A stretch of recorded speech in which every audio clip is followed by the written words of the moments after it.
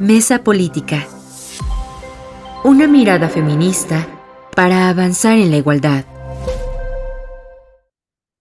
9 de diciembre del 2024, ya estamos aquí en la mesa política, ya sabe, con Angélica de la Peña, con Marta Tagle, Alma Margarita hoy no nos va a acompañar, pero también es parte de la mesa, así que bienvenidas, bienvenidos a este programa. Yo soy Lucía Lagunes Huerta y me da muchísimo gusto que podamos estar esta mañana aquí con ustedes. Y bueno, vamos a recordar también nuestras redes sociales, si anda por Facebook, por Twitter. Nos puede encontrar como CIMAC Noticias. Recuerde también que todos los jueves está la retransmisión en esa radio, en el 97.5 de FM. Ahí nos va a encontrar 97.3. Corrijo la frecuencia de Nesa Radio, 97.3. Estos son nuestros vías de contacto. Y pues mire, ya usted habrá escuchado que pues desaparecen finalmente los órganos autónomos que habían propuesto desde febrero de este año desaparecer. Finalmente se lleva a cabo esto. ¿Qué significa ello? Pues es parte de lo que vamos a estar hablando con Marta Tagle y Angélica de la Peña. Marta, frente a qué estamos? ¿Qué va a pasar? ¿Cuál es la lectura, Marta, que tú haces de este programa, de esta desaparición precisamente de estos órganos autónomos? ¿Qué tal, Lucía? Muy buenos días, mucho gusto de saludarte a ti, a la audiencia, Angélica, y a la distancia, Ana Margarita. Pues bueno, sí, finalmente se concretó esta reforma constitucional tan anunciada, ¿no? Quizás muchos creían que no iba a prosperar, pero al partir de que de que Morena consiguió los votos suficientes, pues puede hacer prácticamente cualquier cosa a la Constitución. Y esta reforma de los organismos autónomos, hay que recordar que se conocen como los OCA, los organismos constitucionales autónomos, que justamente fueron elevados a este nivel de la Constitución porque se esperaba que no, que justo ninguna fuerza tuviera la posibilidad de desaparecer y con ello en la Constitución garantizar su autonomía. Es decir, que a pesar de que obviamente había mecanismos de negociación y de acuerdo político para nombrar a las personas que integraban estos organismos, al estar en la Constitución fuera prácticamente imposible desaparecerlos. Y sin embargo, pues ya estamos ante la realidad de que ya se desaparecieron. Efectivamente, son 7 organismos constitucionales autónomos los que aparecen. Y a mí de manera muy particular, digo, todos preocupan mucho porque tienen implicaciones cada uno de ellos. Algunos de ellos los van, digamos, que a asumir dentro sus funciones dentro de algunas de las dependencias de gobierno, pero creo que para los derechos de las mujeres hay dos que me parece como fundamental señalar que preocupa qué es lo que va a pasar con ellos, a pesar de que sus funciones las vayan a realizar otras dependencias. Uno es el Instituto Nacional de Acceso a la Información Público y la transparencia y protección de datos personales, y el otro es el Coneval, el que medía, justamente evaluaba la política social y sobre todo el tema de la pobreza. ¿Por qué estos dos son importantes? Porque si alguien ha insistido en que la transparencia, el acceso a la información pública es muy importante para poder garantizar otros derechos, se le conoce como un derecho llave, nos abre, nos da la apertura a poder acceder a otros derechos, es justamente el tema de la transparencia. Y las mujeres hemos luchado mucho porque haya transparencia en estos recursos públicos para garantizar los derechos de las personas. Y al haber oposidad, pues también eso está en entredicho y por supuesto los derechos de las mujeres. Y por otra parte, Coneval, pues digamos que nos ha las mediciones que hace, los estudios que hace con respecto a la pobreza en nuestro país también son fundamentales porque nos han permitido poder identificar que sigue siendo en México una realidad de las mujeres, que los más pobres entre los pobres pues siguen siendo las mujeres, y además en qué condiciones se da esta pobreza, entre otras justamente en el tema de los ingresos, donde sigue habiendo una clara desigualdad entre mujeres y hombres, pero también en las condiciones de salud, que esto eran las dimensiones que medía el Coneval, y que ahora pues ya no estaremos contando con esta información de manera autónoma, y que, insisto, aunque lo vayan a realizar otras dependencias, pues no sabemos bien a bien si estos realmente van a reflejar lo que sucede o van a depender de una posición política que eso es lo que están buscando al desaparecer estas instituciones. Lucía. Es muy importante lo que acabas de señalar, Marta, porque si bien algunas de las funciones van a hacer, por ejemplo, en el caso del INAI, como tú lo señalas, lo asumirá el INEGI, no necesariamente está asegurado, pues, que la independencia con la cual contaban, de cierta manera, estas instancias autónomas, vaya a estar reflejada en las tareas que se vaya a hacer y varias de las especialistas que han estado hablando en días pasados sobre los impactos que esto va a traer, señalaba, por ejemplo, en el caso muy concreto del INAI, que el INEGI no está preparado para hacer mediciones, perdón, yo me confundí, el INEGI va a absorber Coneval y no está preparado para hacer la medición precisamente de los impactos de la política pública y lo que es y que eso tiene una repercusión. Pero hablando del INAI, yo me recordaba cuando recién queda ya establecida la ley de transparencia. Para las mujeres esto fue muy importante. No sé si ustedes recuerdan que un pool de organizaciones feministas hacen una consulta, exacto, Marta, gracias, hacen una consulta para saber sobre la entrega de 30 millones de pesos en la década de los 90 a la organización Provida, que avala en su momento la Cámara de Diputados y con eso se hace una serie de campañas por parte de Provida en contra de la interrupción legal del embarazo. Pero lo que descubren con esta transparencia, con esta ley de transparencia, es que esos dineros, esos recursos que fueron entregados a Provida, se habían ido a la Bolsa de Valores de Nueva York, se compraron plumas Montblanc, se compraron tangas verdes, que eso fue lo que más llamativo se hizo en los medios. Es decir, que esos 30 millones que se le habían dado a Provida supuestamente para garantizar la salud de las mujeres se habían ido a los bolsillos, especialmente de Serrano Limón, que era en ese momento el líder. De ese grado es, digamos, el beneficio de la transparencia. Sin eso no lo hubiéramos sabido las feministas, las mujeres, el país entero, de que cómo estos recursos que se habían entrado, pues se habían dado, mi querida Angélica, a una institución que estaba haciendo pues un negocio con el recurso público, con el erario público que se les había donado, nunca compraron el equipo médico que dijeron que iban a comprar para abrir estos centros de atención para las mujeres, estos equipos ginecobstetras que iban a tener. Es decir, sin la transparencia, parte de esta opacidad se mantiene precisamente en convivencia con a veces las instituciones y las autoridades.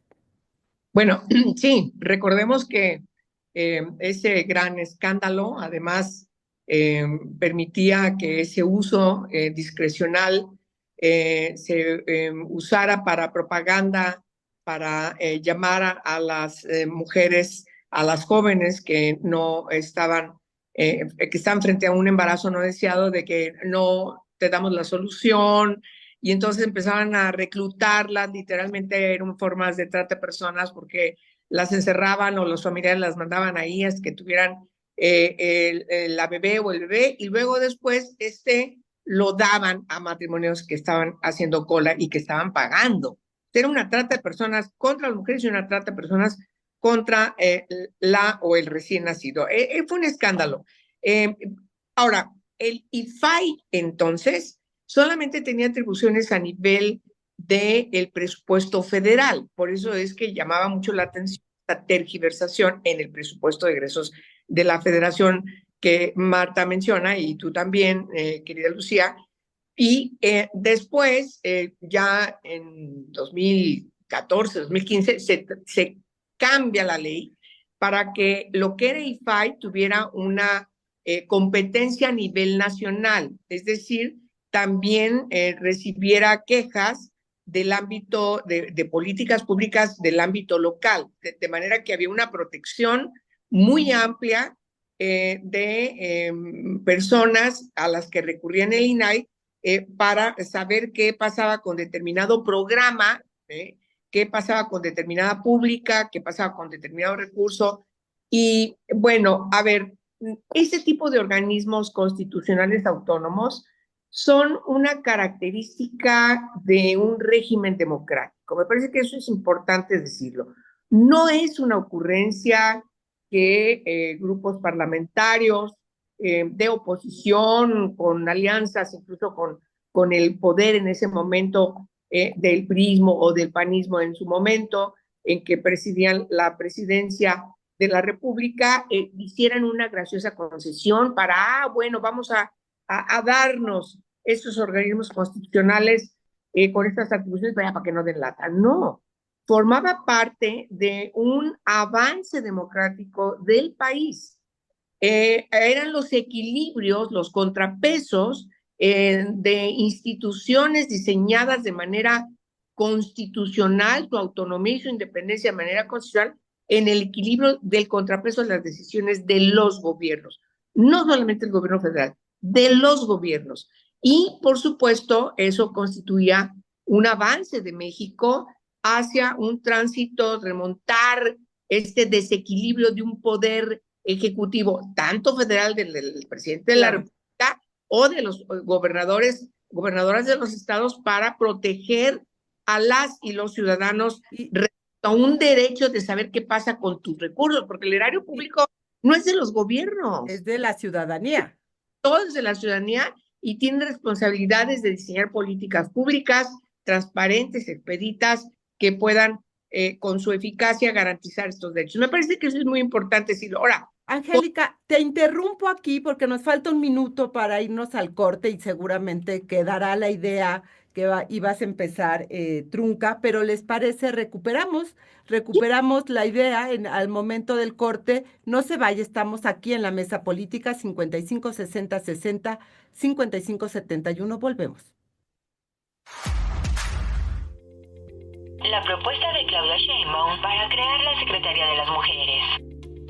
La presidenta electa Claudia Sheinbaum propuso una reforma histórica al sistema de gobierno de México, la creación de la Secretaría de las Mujeres, que busca transformar el Instituto Nacional de las Mujeres en una dependencia federal de rango superior. La medida, que ya fue publicada en la Gaceta Oficial, responde a la necesidad de otorgar a la causa de la igualdad de género una mayor capacidad operativa y de influencia en la formulación de políticas públicas. Esta nueva estructura permitirá abordar de manera más efectiva los problemas que enfrentan las mujeres, niñas y adolescentes en el país.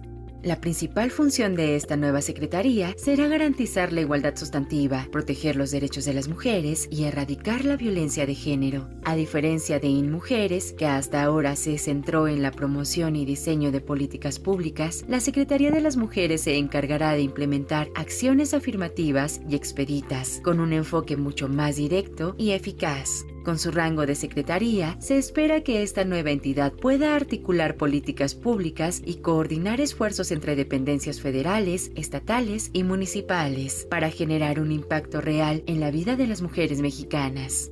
Entre las responsabilidades clave de la nueva secretaría se encuentran la prevención y erradicación de todas las formas de violencia por razón de género. Para ello, tendrá la facultad de coordinar políticas públicas con perspectiva de género y desarrollar herramientas jurídicas que permitan garantizar el cumplimiento de los derechos de las mujeres a nivel nacional. Además, podrá suscribir convenios y acuerdos de colaboración con entidades de diversos niveles de gobierno, enfocándose en los estados con mayores crisis de feminicidio y desapariciones de mujeres, como el Estado de México. Un aspecto innovador de la Secretaría de las Mujeres es que se encargará de asegurar que México cumpla con todos los tratados internacionales relacionados con los derechos de las mujeres y niñas, como la Convención sobre la Eliminación de todas las formas de discriminación contra la mujer y la Convención de Belém do Pará. Esto implica que la nueva dependencia tendrá un enfoque internacional en su labor, promoviendo foros y tratados con otros países para fortalecer los derechos de las mujeres a nivel global. La Secretaría también será responsable de crear un sistema de información y seguimiento sobre la situación de las mujeres en el país. Esto incluye la producción de estadísticas y el registro público de datos que permitan seguir de manera transparente los avances y retos en áreas como la violencia, la participación política, la salud, la educación y la pobreza. Esta información será fundamental para diseñar políticas más efectivas y garantizar que todas las mujeres no sean invisibilizadas en los procesos de tomas de decisiones. Un punto destacado en la propuesta de Sheinbaum es la creación de un Sistema Nacional de Cuidados, una de las tareas más ambiciosas del próximo sexenio. Ya de regreso aquí en la mesa política 5571.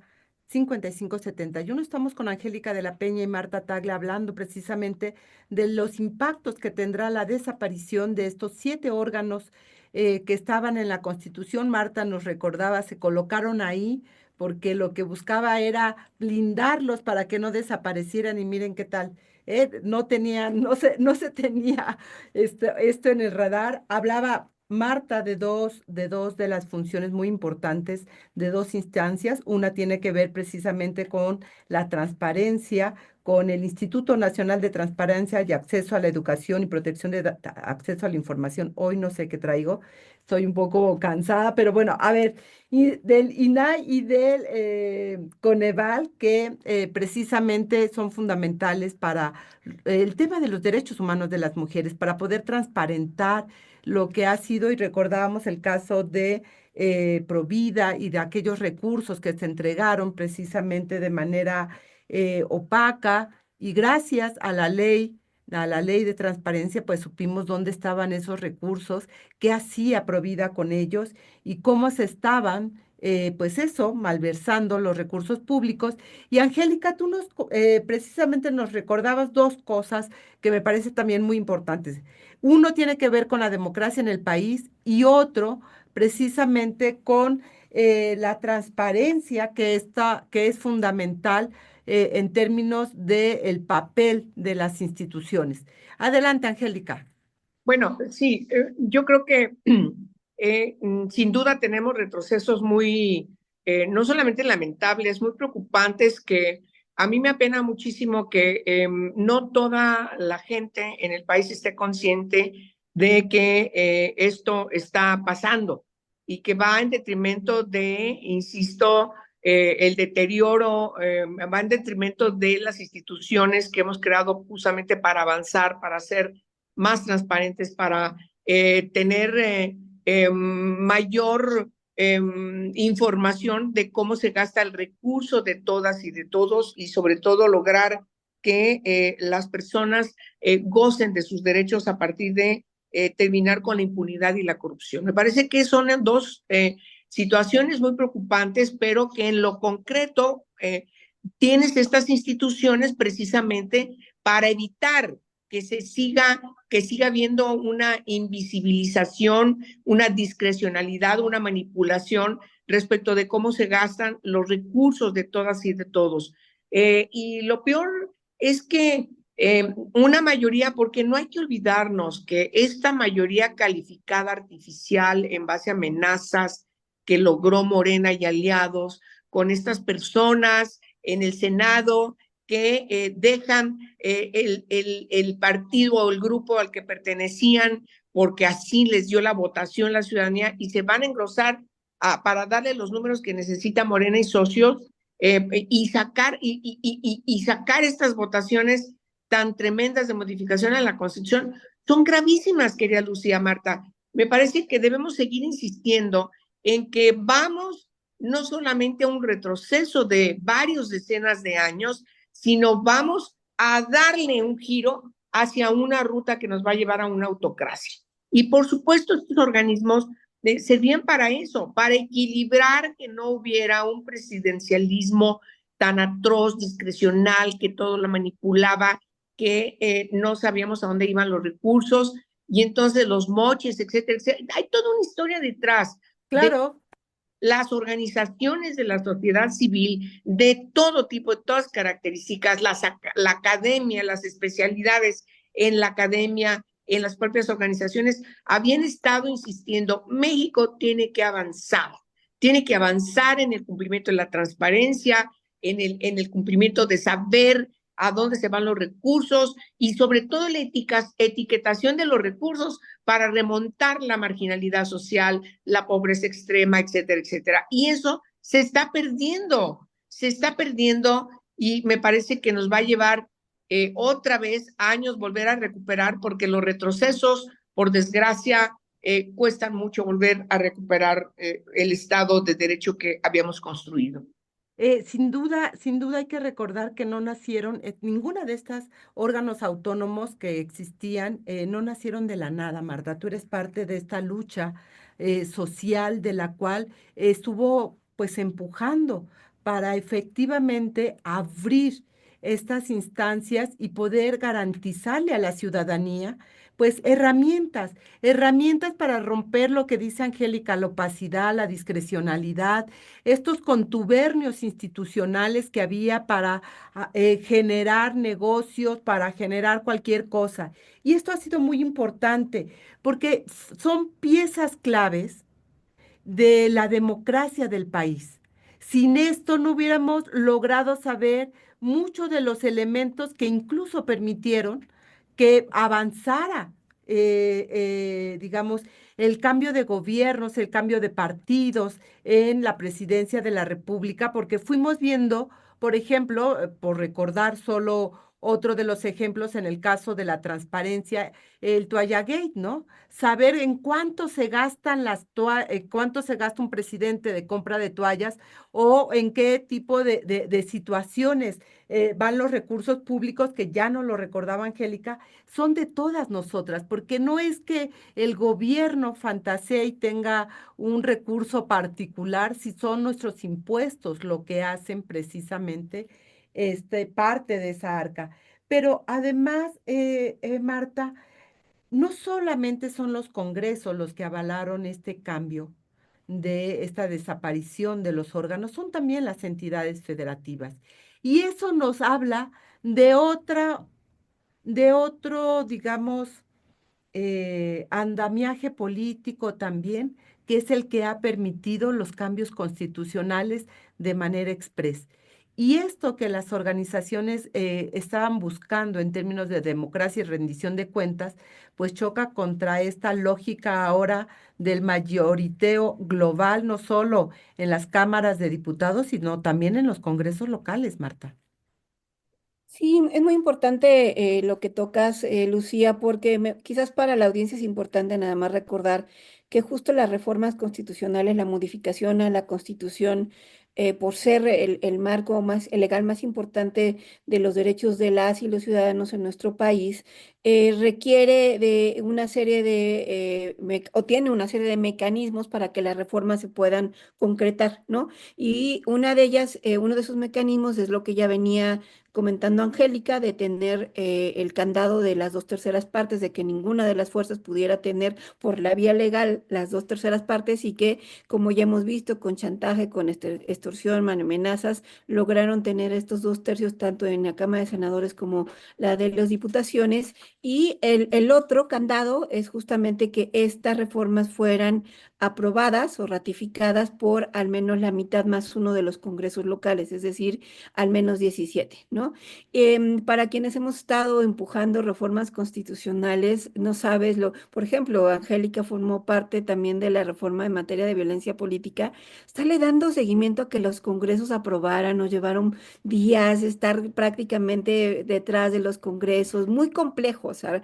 Porque los congresos no lo hacen, o se supone que no lo hacen de manera inmediatas, y sin embargo ahora con estas reformas, en este proceso de destrucción masiva, por acá se aprobaban estas reformas constitucionales, particularmente la de la desaparición de los órganos constitucionales autónomos, se aprobaron en la madrugada de un día, y al otro día por la tarde ya contaba con el aval de 19 congresos locales. Que además, déjame decirte, y que ellos mismos lo reconocen, y obviamente no lo van a decir abiertamente, están haciéndolo además no solamente fast track, sin leerlo, sin ningún tipo de detención, o sea, porque además yo digo que es un proceso de destrucción masiva, porque para destruir, pues, muy fácil esto, ¿no? Aprobar reformas que están desapareciendo órganos. Hasta ahorita no veo alguna que prospere, que esté creando algo nuevo, pero están destruyendo todo lo que había. Y te digo, es un proceso de menos de 24 horas donde están dándose estas aprobaciones sin leer siquiera, y además con serios errores, o sea, desapareciendo cosas, una reforma encima de la otra, porque están reformando el mismo artículo, es decir, sin ningún tipo de técnica legislativa. Y creo que a estas horas, ¿no? Donde además en esta última semana de sesiones que se prevén en el Congreso, que van a aprobar el presupuesto y otra serie de contrarreformas, pues ya no vamos a saber hacia final de este año qué quedó en pie de la Constitución y qué definitivamente ya quedó demolido, porque en este inicio de la administración se ha avanzado a demoler prácticamente muchas de las conquistas que vienen desde la Constitución del 17 y que quienes nos hemos pues estado inscribiendo en estos mecanismos de derechos humanos, de protección y defensa de derechos humanos, nos ha costado muchísimo, muchísimo y varias generaciones construir instituciones, leyes, y ahora pues en unos meses se ha destruido todo. Decía Leopoldo Maldonado de Artículo 19 en un foro que coincidimos, que ante la enfermedad del paciente, lo que se decidió es matar al paciente. Hablando de los órganos autónomos, que sin duda, lo dijimos, pueden ser perfectibles, pero desaparecerlos era terrible, mi querida Angélica. Si quieres una primera idea y regresamos contigo porque estamos a 2 minutos del corte. Bueno, sí. A ver, yo creo que necesitamos tener mucha conciencia, mucha información, porque la conciencia se logra cuando tienes una información veraz, una información oportuna respecto de la trascendencia de la desaparición de estos organismos constitucionales autónomos. Por ejemplo, Coneval. INEGI no tiene la capacidad ni técnica ni material de formación para hacer una evaluación respecto de los datos, los resultados de la etiquetación para garantizar ciertos derechos, para hacer una evaluación de estos derechos. Vamos a hablar, por ejemplo, de vivienda, los servicios públicos.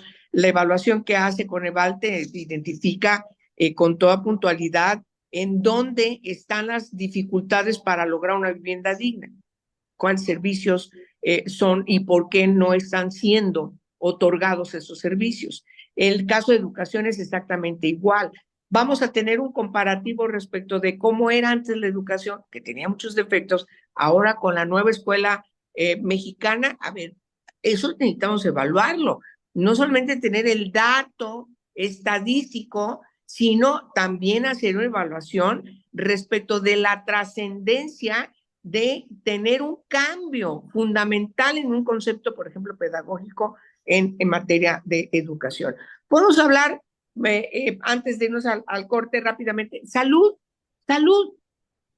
¿Qué va a pasar con todos estos recortes que acaban de determinar el presupuesto de egresos de la Federación, que va a afectar hasta un 30%, cuando menos, en todos los institutos de salud pública que habían sido reconocidos, emblemáticamente reconocidos a nivel internacional, los mejores del continente? ¿Qué va a pasar con eso? Necesitas hacer una evaluación. No solamente saber cuánto se recortó, sino la trascendencia. Los impactos de ello. ¿Cómo va a afectarnos? Claro. Personas de carne y hueso y un pedazo de pescuezo. Y de eso vamos a seguir hablando. Vamos al corte de estación. Angélica, volvemos contigo. 55 60 60 55 71. No se vaya. Aquí en Mesa Política, 55 60 60 55 71. También recordarle que nos puede encontrar en las redes sociales de CIMAC Noticias y la retransmisión todos los jueves a las 11 de la mañana en esa radio 97.3 de FM. Así que estamos analizando con Angélica de la Peña y Marta Tagle los impactos que va a tener la desaparición de estos 7 órganos autónomos, no solamente en la vida democrática, que no es cualquier cosa, sino también para la transparencia y para los derechos humanos de las mujeres, porque ahí, por supuesto, recordando a Amelia Balcácer, que señala que solo en democracia los derechos humanos de las mujeres mismas, podemos avanzar. Y eso es parte de lo que está en juego, mi querida Angélica de la Peña, que ya señalabas, la evaluación. ¿Con qué instrumentos vamos a poder evaluar las políticas públicas, estos nuevos programas sociales, estas cantidades millonarias de lo que se está haciendo? Y tú decías salud y pues la superfarmacia, que no están súper, que no están generando también enormes problemas, son parte de lo que vamos a tener mucho más dificultades para saber cómo funcionan, qué tan buenas son y qué habría que cambiar. Claro, y a ver, y por ejemplo, siempre invocamos la perspectiva de género, la transversalidad, la perspectiva de género para garantizar que sean ejercidos, garantizados vaya la redundancia, los derechos de las mujeres de todas las edades, todas las condiciones. Coneval medía la pobreza. ¿Cómo estamos en la pobreza? O sea, no puede el INEGI hacer esa evaluación para identificar con puntualidad, ¿sí? De qué tamaño es, si ha disminuido de un año a otro, cuántas casas, cuántos hogares siguen teniendo pisos de tierra, cuántas lámparas, cuántas habitaciones, siguen teniendo la estufa de leña Leña. dentro de la habitación donde duermen, perdonen, pero hay millones de casas de De vivienda hogares, claro. están en esas condiciones, que las mujeres son las que tienen que caminar kilómetros para traer agua a sus casas. Todavía seguimos teniendo una gran cantidad de población en este país que vive en esta marginalidad social, exclusión social, y entonces necesitamos saber con puntualidad dónde, bueno, Coneval daba los fundamentos hasta para que la etiquetación fuera correcta, no en la ocurrencia, no en el voluntarismo, sino con pertinencia, saber en dónde hay que incidir. Si Elementos que ustedes como legisladoras usaban al momento de la discusión. no, toda la vida, no solamente los datos del INEGI que ahí están, son públicos, no, el estudio de esa información, la evaluación de esa información que nos pudiera dar los elementos argumentativos para fundamentar por qué en el anexo 13, que otra vez insistimos se ha tergiversado, hubiera políticas públicas dedicadas justamente para apoyar a las mujeres, porque son las que se friegan en la pobreza, son las que padecen más la pobreza y la extrema pobreza y la marginalidad. Por lo tanto, ¿a quién se le ocurre, siendo presidenta de México, la primera ocasión que tenemos una mujer, no tomar en cuenta estas preocupaciones legítimas que todas lo hacemos? También las de Morena. Yo invitaría a las mujeres de Morena que ya no se queden tan bien comportadas, calladas, que lo digan, toda la vida lo han dicho, ahora que tienen una presidenta, tienen que insistir en decirle y orientar a quienes están en el gabinete y no permitir ser contadas para hacer los cambios en las leyes o en el presupuesto de egreso de la Federación. Por desgracia, ya se nos fue el presupuesto 2025. Las correcciones van a venir, pues no, no van a venir. Pues no, no habrá. Mira, Lucía y Marta, estamos quejándonos. A mí me da mucho coraje que no se vean estos cambios ahora, precisamente que tenemos todas las condiciones de que una mujer esté tomando o vaya a tomar las medidas en serio en la conducción del país. Pues es parte, Marta, a ver, de lo que tenemos en medio de lo que se tiene que estar discutiendo. Y lo han dicho las feministas, el cuerpo de mujer no necesariamente implica pues una visión y un compromiso con los derechos humanos de las mujeres, por mucho que se pueda mencionar o tener un discurso que puede ser incluso en su momento tener tintes feministas, pero en los hechos es donde todo se contrasta. Tu dicho como gobernadora, como presidenta y cuánto le estás colocando, y de eso ya hemos hablado. Y la desaparición de estos órganos también te habla de una disciplina partidaria. Angélica dice, ojalá las mujeres de Morena puedan romper esa disciplina. Yo lo veo muy difícil porque los costos para quien es indisciplinado en los partidos políticos y en especial en Morena, mi querida Angélica, son altísimos. No, no sé tú qué opinas, mi querida Marta. Sí, de hecho, incluso pues lo que estamos viendo y que pues tiene que ver con esta idea de de la administración anterior, pues estamos viendo incluso estas reformas que quedaron presentadas por el presidente López Obrador en febrero y que justo a partir de los resultados de la elección han decidido ir con todo para impulsarlas y desaparecer estos órganos constitucionales autónomos, hacer la reforma del Poder Judicial y otras tantas que están haciendo y que en los hechos no vemos un proyecto todavía, y no sé si lo vamos a ver en algún momento, tal cual de la presidenta, porque las reformas que ella ha impulsado han pasado a segundo nivel y además incluso ya hablamos de la reforma de igualdad sustantiva que fue aprobada, es una reforma también a la Constitución y que en los hechos podría ser un tema muy importante para el tema de las mujeres, pero pues si solamente queda en la Constitución y eso no se ve reflejado ni en las instituciones que van a ser encargadas de esas políticas públicas, ni en los presupuestos, pues ahí quedó perdido este tema de la igualdad sustantiva, porque eso no tiene la centralidad. La centralidad está ahora en justamente estas reformas de los órganos constitucionales autónomos, de cómo se afecta al Poder Judicial, de la elección para el Poder Judicial, en fin, todo está con respecto a a lo que dejó el presidente y entonces, pues esta disciplina partidista me parece que también toca a la presidenta López, a la presidenta Sheinbaum, que está siguiendo, pues digamos, el guión del presidente López Obrador. No sé si en algún momento durante su administración querrá o tendrá posibilidades de empoderarse, pero no en descargo de ella, pero sí viendo además lo que sucede con las mujeres en todos los demás cargos, está sucediendo lo mismo en los congresos, donde a pesar de ser Mayoría. prácticamente la mitad de ya todos los congresos, pues sigue las mujeres alineadas a sus partidos y lo mismo sucede con las mujeres en los espacios ejecutivos como son las gobernadoras y ni digamos de las alcaldesas que además están en medio de una violencia tremenda. Entonces yo creo que a lo que estamos llamadas en materia de mujeres, de la participación de las mujeres, es a unirnos, a hacer una articulación amplia, a lograr empoderarnos, porque los que siguen tomando decisiones son ellos, aunque las que estemos dando la cara seamos nosotros. El patriarcado está y ha guardado bastante bien sus cotos de poder, mi querida Angélica, y igual te pediría una primera reflexión antes de irnos al corte. Pues sí, yo creo que ahora tenemos que seguir eh, dirimiendo la trascendencia del principio de la igualdad sustantiva. Cuantitativamente hemos avanzado, pero desde el punto de vista fundamental, esencial de la calidad de lo sustantivo, no.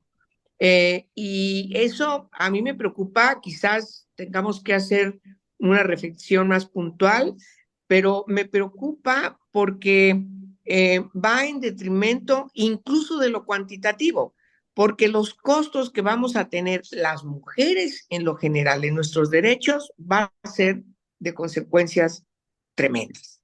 Ya ven, ahí están, quisieron mujeres, ahí están en los espacios y vean lo que están haciendo las mujeres. O sea, los costos van a ser peores que si fueran costos para un ineficiente funcionario o un ineficiente diputado o un ineficiente senador. No, los costos contra las diputadas, las senadoras, las presidentas, las gobernadoras, las funcionarias van a ser tremendos, van a ser tremendos. Y entonces, incluso yo ya encuentro en algunas organizaciones, en algunos chats muy amplios, donde las propias mujeres están haciendo señalamientos. Ya ven, ustedes que querían que hubiera mujeres, es decir, no va a haber condiciones de hacer una evaluación, no nos va a dar tiempo de decir, miren, esto es así y poner los puntos sobre las IES, porque por desgracia esto va caminando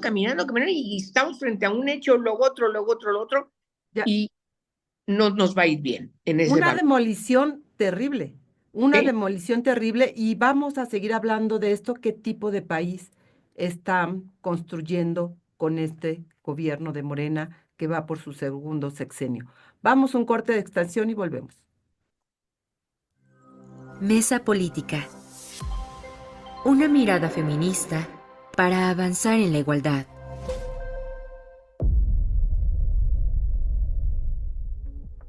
la gobernadora Delfina Gómez y los retos de violencia de género en el Estado de México. Delfina Gómez Álvarez asumió oficialmente el cargo de gobernadora del Estado de México el 14 de septiembre de 2023, marcando un hito como la primera mujer en liderar esta entidad. Esto representó un cambio significativo en un estado que había sido gobernado por el PRI durante casi un siglo. Su llegada al poder se produce en un contexto donde se busca transformar la política local hacia un enfoque más inclusivo y centrado en el bienestar de la población. De acuerdo con datos del INEGI, el Estado de México tiene una población de aproximadamente 16.9 millones de habitantes, con un 51.4% de mujeres. A pesar de que el 62% de la población mayor de 12 años es económicamente activa, solo el 49.7% de las mujeres participa en el mercado laboral, lo que resalta una brecha considerable en la inclusión laboral. Además, la tasa de analfabetismo ha disminuido al 2.9%, aunque la violencia y la inseguridad siguen siendo preocupaciones críticas para las mujeres en la región, lo que resalta la necesidad urgente de políticas efectivas. Desde el inicio de su mandato, más de 11,000 mujeres han reportado haber sido víctimas de violencia en el Estado de México. Para abordar esta situación, la administración de Gómez ha implementado 3 espacios con enfoque interseccional, llamados Ciudad Mujeres, que han brindado más de 52,000 atenciones a través de servicios especializados. Estos centros están diseñados para apoyar a las víctimas de violencia de género, ofreciendo atención integral que incluye asesoría legal y psicológica, así como capacitaciones. Cabe señalar que las alertas de género son una realidad preocupante en el Estado, habiéndose emitido desde 2015 la primera en respuesta a la creciente violencia y la segunda en 2019, una que abarca 11 municipios y otra centrada en la desaparición de mujeres en 7 municipios. Este panorama evidencia la necesidad de acciones efectivas y rápidas para combatir la violencia de género en la entidad. A pesar de la gravedad de la situación, se han manifestado críticas sobre la falta de liberación de recursos destinados a la atención de mujeres víctimas de violencia. Legisladoras han señalado que más de 100 millones de pesos que debieron ser utilizados para capacitar al personal encargado de atender la violencia de género no han sido ejercidos, lo que afecta la atención y el soporte que se puede ofrecer a las víctimas. Mientras tanto, en el Estado de México se han implementado programas como el de Mujeres con Bienestar, que ofrece un apoyo bimestral de 2,500 pesos a mujeres en situación de pobreza. De regreso ya en la recta final, mi querida Angélica, del programa. Iniciativas sin leer, sin técnicas legislativas, sin una reflexión verdadera con la sociedad civil de los impactos que traería la desaparición de estos 7 órganos, con una mayoría creada en los congresos, tanto en el Senado como en la Cámara de Diputados, pero también en los congresos del Estado están pasando, como decía Marta, pues el guión que dejó escrito el expresidente López Obrador.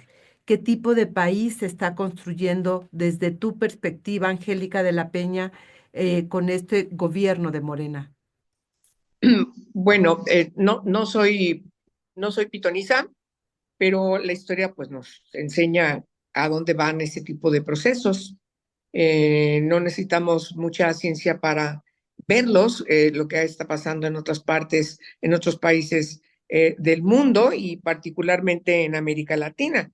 Lo que vamos es a la destrucción, como hoy lo constatamos, de las instituciones republicanas y un partido hegemónico que va a decidir todo en función de su propio criterio y yo tengo serias dudas respecto de que la presidenta no esté empoderada.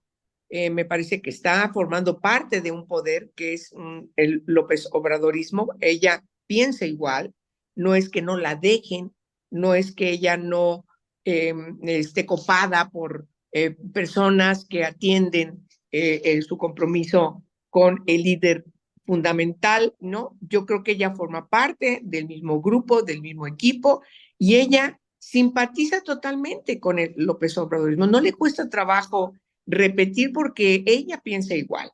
Y entonces a mí lo que me preocupa, es que estamos frente a una situación en donde si no la acotamos desde los propios recursos que la Constitución nos da, todavía pues entonces vamos a terminar muy mal.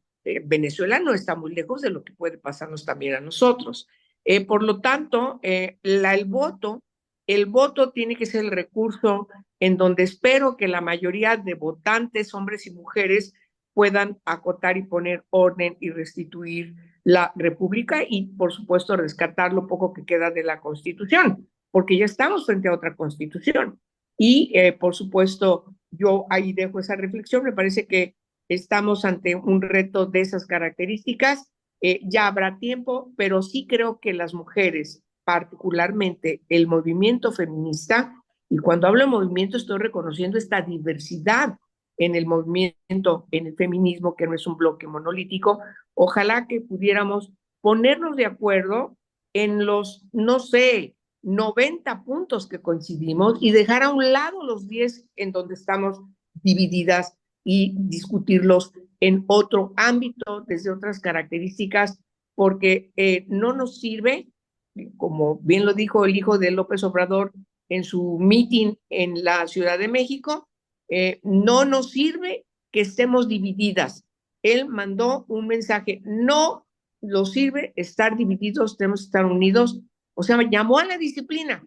Nosotras tenemos que llamar a la reflexión, porque somos feministas, porque no imponemos criterios, sino aquí pensamos. Y hay que pensar cómo nos unimos para reencauzar, ser esa fuerza poderosa, que reencaucemos de nuevo a la República, al país hacia la República, al origen de nuestra nación, hacia la constitución de una república, y evitemos y pongamos un alto a esa pretensión hegemónica de un solo partido que quiere decidir todo sin oposiciones.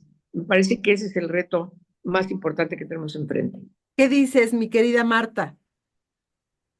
No, coincido plenamente con lo que dice Angélica en el sentido de que, como lo hemos venido mencionando en estos últimos meses, pues hemos acabado la Constitución, se ha acabado con ella y que esto implica sin duda un nuevo régimen, un régimen con tintes totalmente autoritarios, que además efectivamente por el nivel de destrucción que tiene, pues no va a ser fácil que se le haga frente y que además también no nos hemos dado tiempo, habrá otra oportunidad de hacerlo con más calma. Me parece que también los partidos tienen una enorme responsabilidad en el sentido de que pues empezando por no reconocer ni hacer autocrítica de lo que han hecho mal los que ya les ha tocado gobernar, hasta el incluso muchas veces colocarse justo frente o justo en el lugar donde quería López Obrador, han tenido un papel que no ha permitido ser una oposición política que le haga frente a esto. Sin duda coincido en que nosotras desde el feminismo, por lo que nos toca, por el tema de los impactos que esto tiene en la vida de las mujeres, nos toca encontrar y aliarnos y articularnos nuevamente en lo que coincidimos. Ya hemos tenido etapas en la que ha sido así, en la que hemos puesto una hoja de ruta sobre los puntos en los que podemos trabajar juntas, unidas hacia adelante. Creo que la polarización nos ha hecho mucho mal, ¿no?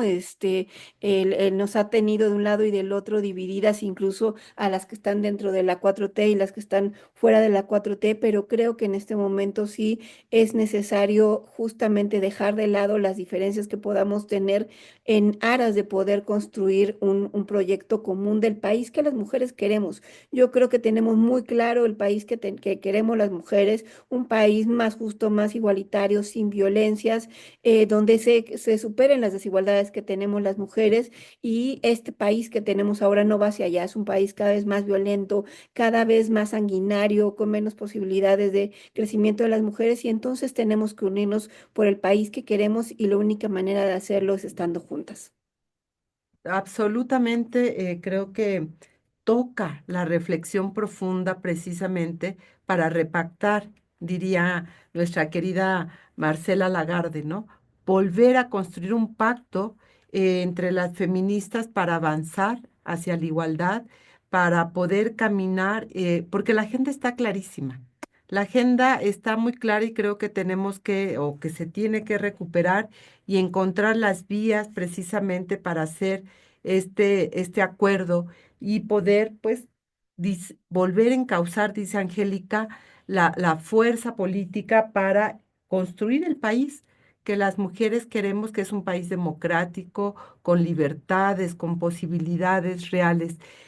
Pues estamos en la recta final de este programa, mi querida Angélica, un cierre de conclusión de lo que tenemos enfrente, como pues también para cerrar este año 2024, aunque todavía nos queda un ratito de programa. Pues sí, muchas gracias, querida Lucía. Muy breve, por el tiempo que tenemos. Yo simplemente reitero la necesidad de seguir reflexionando, de seguir buscando alianzas, unirnos en los puntos en donde tenemos coincidencias. Yo creo que en el feminismo tenemos retos muy importantes que necesitamos sentarnos con toda tranquilidad, respetando las diferencias. Yo creo que los puntos que nos dividen están muy claros, y entonces hay que sentarnos y decir, bueno, a ver, esto lo dejamos aquí a un lado, pero vamos a ponernos de acuerdo en estos otros que son la inmensa mayoría de los temas. Lo que están en el centro es ni más ni menos que casi el 52% de la población de este país, que somos las mujeres de todas las edades y de todas las condiciones. Lo que viene para las jóvenes, para las niñas, es tremendamente malo, por ya no le quito a la palabra. Va a ser muy negativo y su vida que les espera van a enfrentar más dificultades, incluso que las que nosotras enfrentamos, que no fueron poca cosa. Por lo tanto, sí tenemos obligación nosotras de, con nuestro grano de arena, con nuestra opinión, mayor o menor trascendencia, la que tengamos, pero sí salir invocando que necesitamos constituirnos en una fuerza que rescate la importancia de discutir con libertad, porque eso es a lo que nos estamos enfrentando. Discutir nuestras diferencias con libertad, con seguridad, escuchándonos y respetándonos. Eso se está perdiendo. Y hay que recuperarlo. Así que, Angélica de la Peña, Marta Tagle, muchísimas gracias por estar esta mañana con nosotros. Y bueno, el tiempo se nos acabó, así es momento de concluir este programa. Recuerde que nos puede encontrar en las redes sociales y agradecer, como siempre, la producción de este programa que corrió a cargo de Lucero Zamora y Saraí Nicanor, Marlene Galván, quien realizó las cápsulas que escuchamos, la selección musical. Yo soy Lucía Lagunes Huerta. Nos escuchamos el próximo lunes aquí en la Mesa Política. Muchas gracias. Tenga excelente semana. Hasta luego. Mesa Política. Una mirada feminista para avanzar en la igualdad.